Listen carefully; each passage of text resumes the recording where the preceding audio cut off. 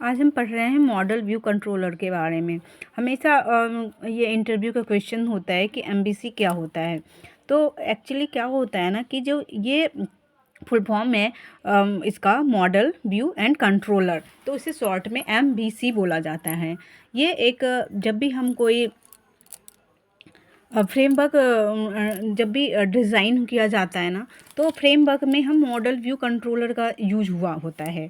तो मॉडल क्या करता है बेसिकली, मॉडल यहाँ पे डिज़ाइन डेटा स्ट्रक्चर यहाँ पे की जाती है मॉडल के अंदर।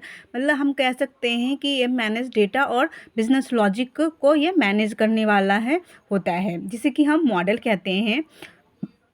और व्यू जो होता है हमारा, ये एक डिज़ाइन होता है, मतलब यूआई डिज़ाइन जो हम देखते हैं ना फ्रंट में, वो यूआई डिज़ाइन होती है।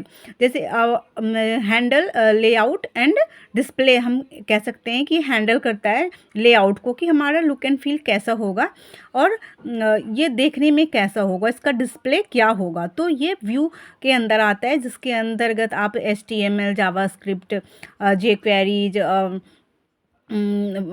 जो भी Vue.js, ये सारी चीज़ें आप डिज़ाइन के लिए यूज़ कर सकते हो।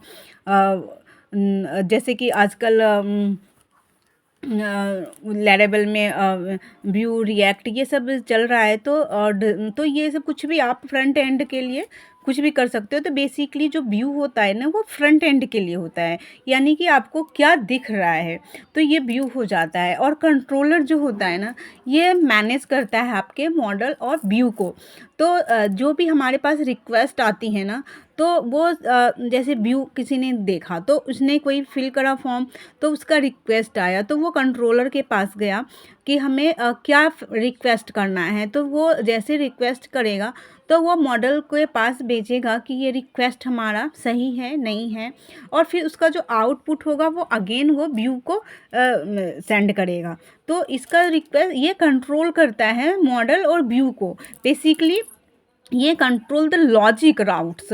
तो इसमें जितने भी रिक्वेस्ट आते हैं ना, ये राउट्स को कंट्रोल करता है और ये कमांड करता है मॉडल एंड व्यू पार्ट को। तो इसका मेन काम होता है कंट्रोलर का कि कमांड करना मॉडल और व्यू पार्ट को, यानी जितनी भी इसके पास रिक्वेस्ट आती है, तो वो उसे यूजर के पास यानी यूआई में ये चेंज करके मॉडल से मॉडल को भेजेगा, वहाँ से वेरीफाई करके फिर व्यू को दिखाएगा। तो कंट्रोलर बेसिकली क्या होता है, मॉडल और व्यू को कंट्रोल करने वाला होता है। तो एमबीसी कोई भी फ्रेमवर्क, जब भी चाहे आप PHP का फ्रेमवर्क ले लें या जावा का फ्रेमवर्क ले लें या .NET का फ्रेमवर्क ले लें, कोई भी लैंग्वेज में अगर आप एमबीसी जानना चाहते हैं, तो यही होता है मॉडल व्यू कंट्रोलर। भले ही आप उसके बैकएंड में आप क्या यूज़ कर रहे हैं, PHP कर रहे हैं, जावा कर रहे हैं, .NET कर रहे हैं, इसका पता नहीं, कुछ भी कर सकते हैं। बट जो हमारा मेन मॉडल व्यू और कंट्रोलर का लॉजिक है ना, तो वो यही होता है।